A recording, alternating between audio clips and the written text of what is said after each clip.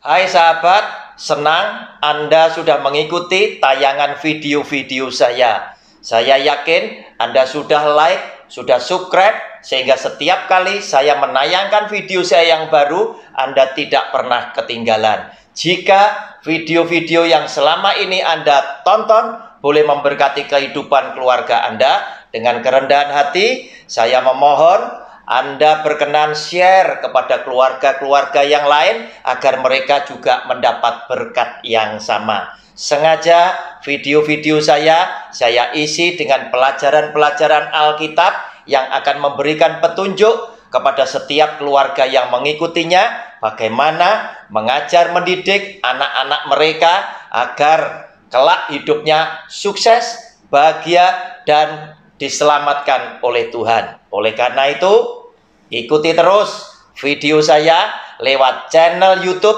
Roni Suwono. Shalom.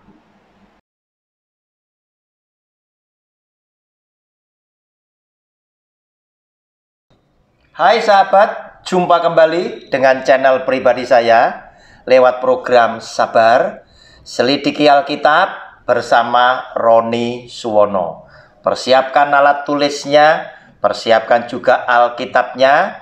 Saya akan mengajak lewat video ini merenungkan sebuah judul yang berbunyi demikian, sikap hati.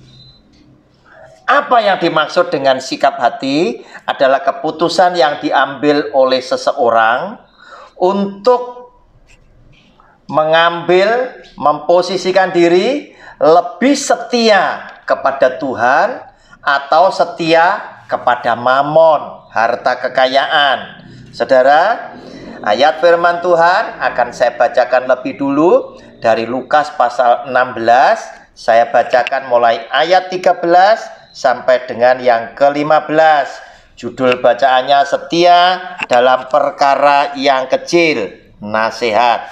Ayat 13 sampai dengan 15. Seorang hamba tidak dapat mengabdi kepada dua tuan, karena jika demikian ia akan membenci yang seorang dan mengasihi yang lain, atau ia akan setia kepada seorang dan tidak mengindahkan yang lain. Kamu tidak dapat mengabdi kepada Allah dan kepada Mamon. Semuanya itu didengar oleh orang-orang Farisi, hamba-hamba uang itu, dan mereka mencemoohkan dia. Lalu ia berkata kepada mereka, kamu membenarkan diri di hadapan orang, tetapi Allah mengetahui hatimu, sebab apa yang dikagumi manusia dibenci oleh Allah.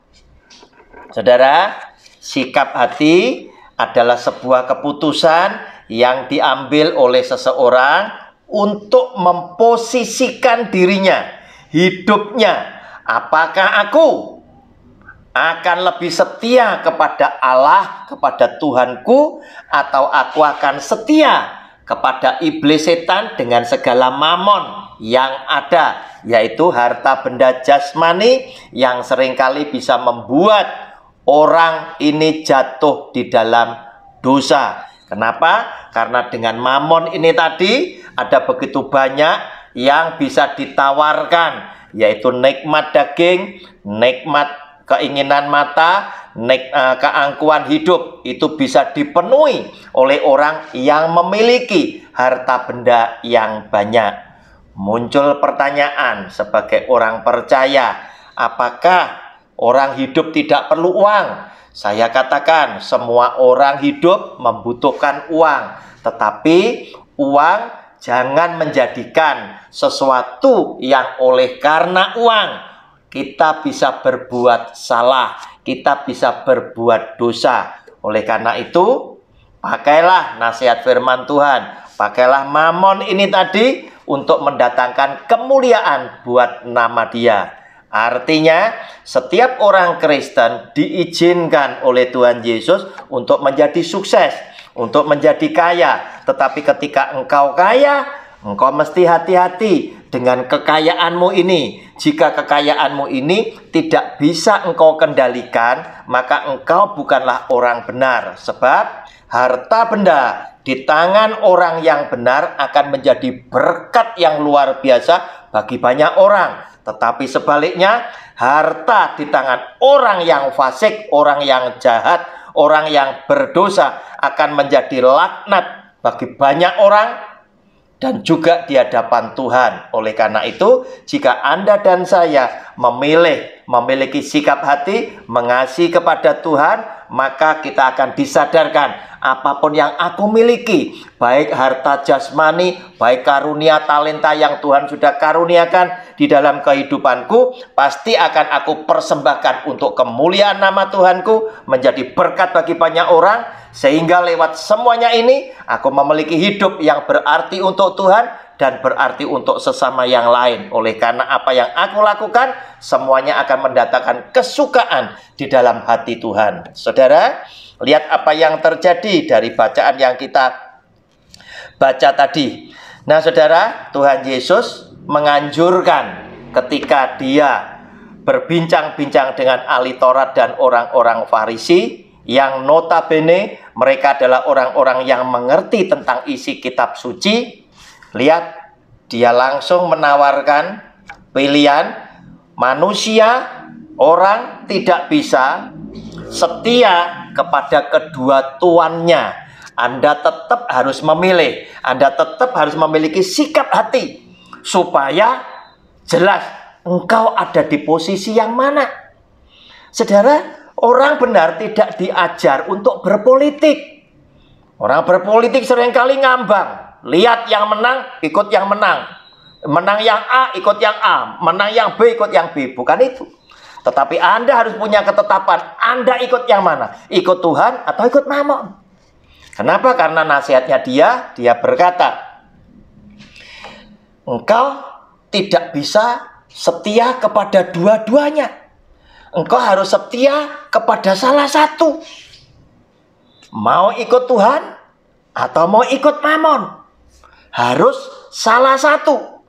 Oleh karena itu, dia berkata di dalam ayat selanjutnya, semuanya itu didengar oleh orang-orang Farisi, hamba-hamba uang itu, dan mereka mencemoohkan dia. Saudara, sejak zaman dulu, orang-orang yang beragama itu sudah terjadi hal yang demikian.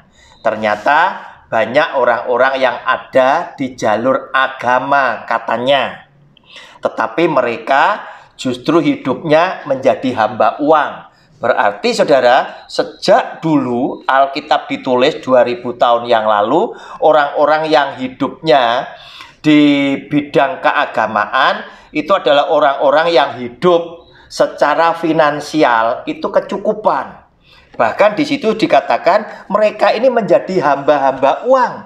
Bukan hanya kehormatan yang dia dapat seakan-akan sebagai orang yang suci, orang yang mengerti tentang Alkitab, orang yang bisa menasehati orang-orang yang sedang bermasalah sesuai dengan firman Tuhan. Tetapi sekaligus mereka ini juga adalah orang yang secara finansial, ahli Taurat dan orang Farisi itu berkecukupan. Oleh karena itu dikatakan semuanya itu didengar oleh orang-orang Farisi, hamba-hamba uang itu, dan mereka mencemoohkan dia. Lalu ia berkata kepada mereka, kamu membenarkan diri di hadapan orang. Saudara, ahli Taurat dan orang Farisi pandai mencitrakan dirinya. Pandai mencitrakan dirinya, mengelabui orang-orang dengan penampilan-penampilannya.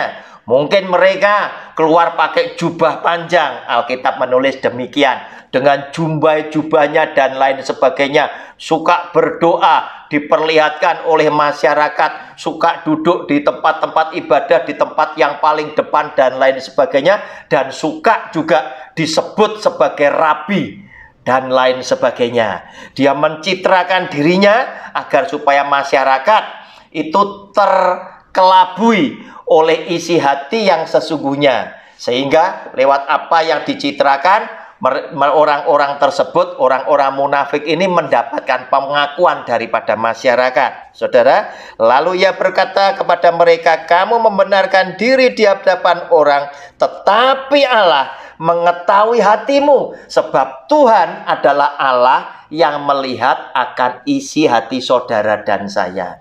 Dia tidak melihat apa yang tampak dari luar, tetapi Tuhan melihat apa yang ada di dalam hati kita. Jika engkau memiliki hati yang tulus, Tuhan bisa mengerti.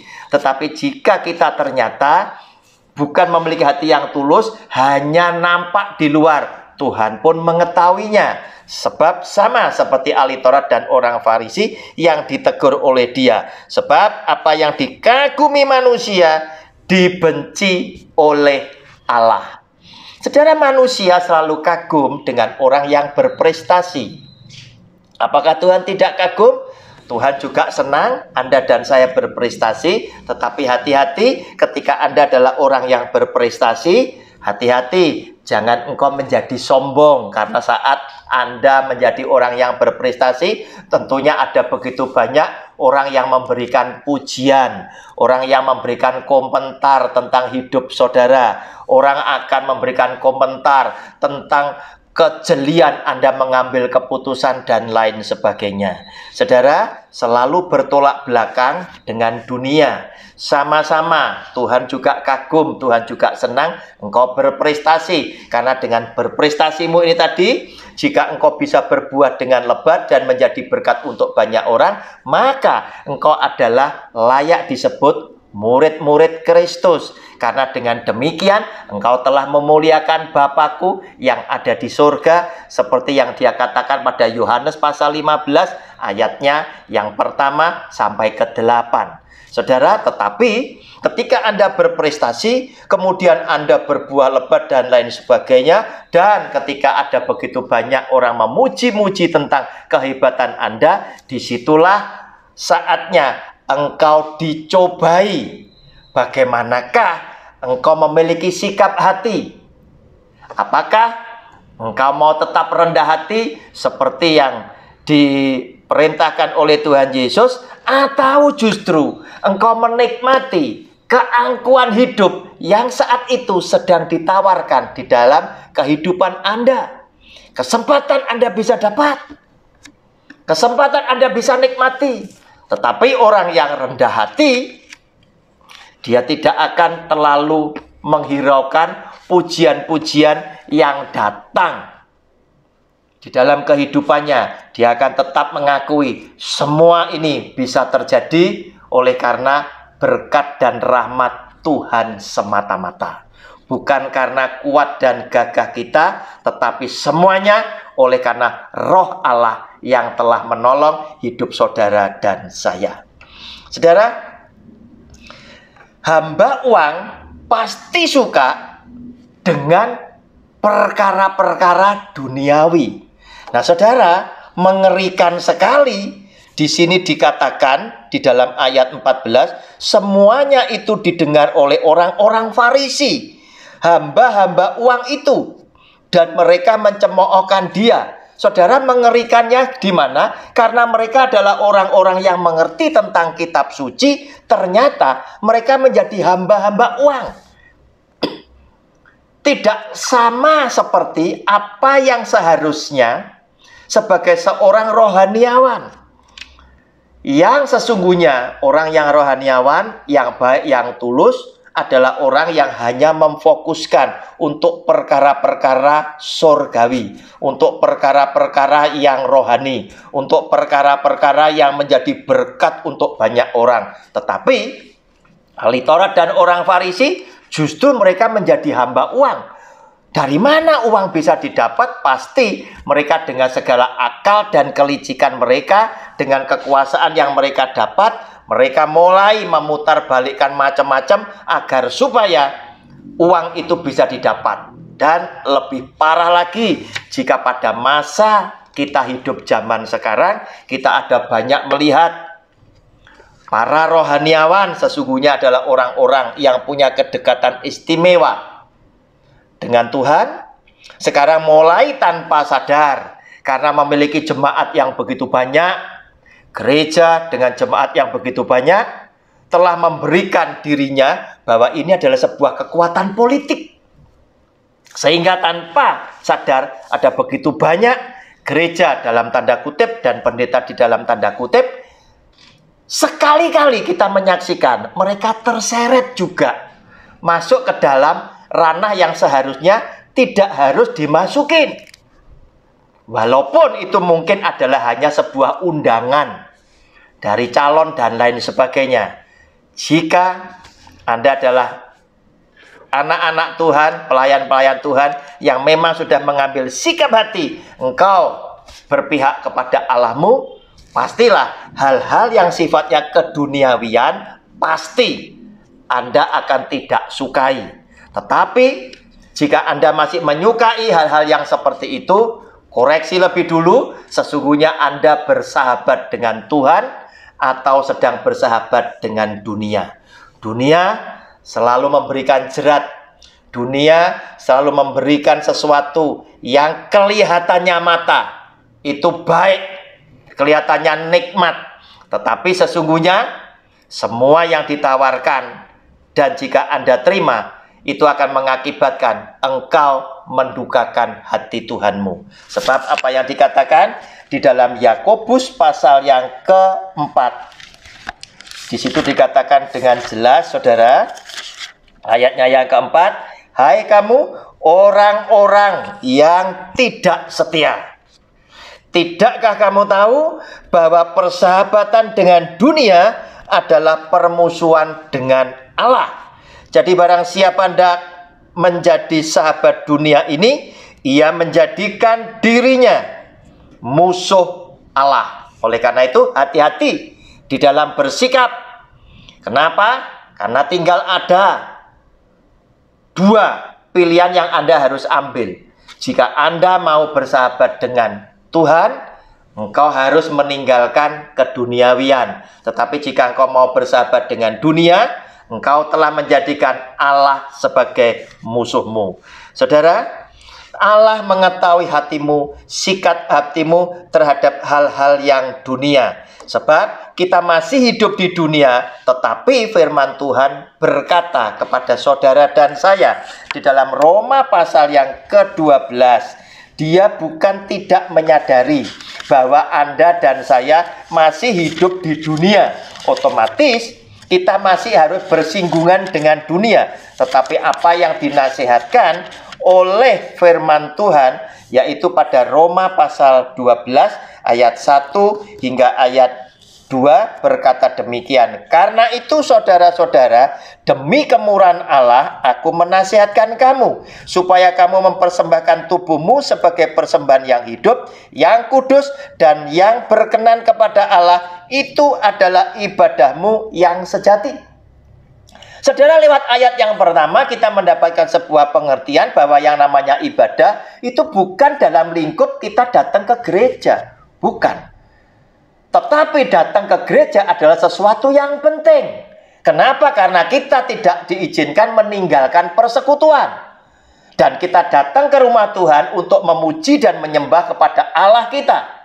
Kita mendengarkan firman Tuhan dengan menyediakan tanah hati kita yang paling subur, agar supaya perintah Tuhan yang disampaikan kepada kita bukan cuma kita dengar, tetapi bisa kita pahami, yang kemudian kita bisa lakukan di dalam kehidupan kita sehari-hari. Sehingga dengan kita mengerti, kita bisa melakukan dan kita memuliakan nama Tuhan dan menyukakan hati Dia. Sehingga ibadah tetap penting. Namun ternyata ibadah yang sejati justru ketika kita itu mempraktekkan di dalam kehidupan kita bahwa yang kita persembahkan bukanlah hanya harta benda saja, tetapi tubuh kita, kehidupan kita secara total, itulah yang menjadi ibadah yang sejati. Jika kita menjaga kekudusan, kita menjaga kesucian. Saudara, saya bacakan, karena itu saudara-saudara, demi kemurahan Allah aku menasihatkan kamu supaya kamu mempersembahkan tubuhmu sebagai persembahan yang hidup. Tubuh kehidupan dipersembahkan sebagai persembahan yang hidup, yang masih bisa beraktivitas, yang masih bisa menjadi berkat, yang kudus, dan yang berkenan kepada Allah. Karena kekudusan, kebenaran, itulah yang menjadi perkenanan hati Tuhan. Kepada Allah itu adalah ibadahmu yang sejati. Janganlah, ayat kedua, janganlah kamu menjadi serupa dengan dunia ini, tetapi berubahlah oleh pembaruan budimu, sehingga kamu dapat membedakan manakah kehendak Allah, apa yang baik, yang berkenan kepada Allah, dan yang sempurna. Saudara, hati-hati, Tuhan memperingatkan, berubahlah oleh pembaruan budimu, sehingga kamu dapat membedakan manakah kehendak Allah dan mana yang bukan. Jangan menjadi serupa dengan dunia ini. Berarti Anda dan saya diminta oleh Tuhan tampil berbeda, tampil tidak sama dengan orang-orang dunia. Sama-sama berprestasi, anak Tuhan akan lebih rendah hati. Anak Tuhan akan tidak sombong.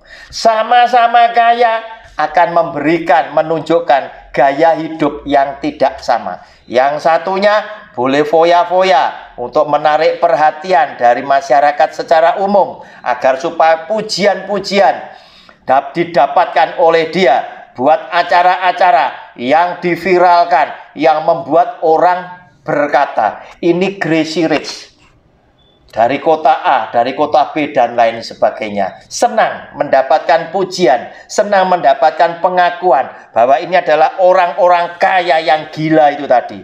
Tetapi anak-anak Tuhan tidak sama dengan dunia ini. Dia boleh sama-sama memiliki kekayaan, tetapi kerendahan hatinya kelihatan sekali. Dia tidak mau menonjolkan diri dengan perbuatan-perbuatan yang tidak berarti, tetapi dia justru melakukan perbuatan-perbuatan yang berarti bagi masyarakat secara luas. Karena dia ingin lewat harta kekayaan yang Tuhan sudah karuniakan, dia mau menjadi saluran berkat yang dipakai oleh Allahnya, menjadi berkat untuk semua orang yang menghadapi kesulitan. Sehingga pujian yang dia dapat bukanlah dari manusia, tetapi dari Tuhan di tempat yang tersembunyi. Saudara, pilih dan tentukan sikap hati Anda dan saya. Anda mau bersahabat dengan dunia atau Anda bersahabat dengan Tuhan? Shalom, Tuhan Yesus memberkati. Amin.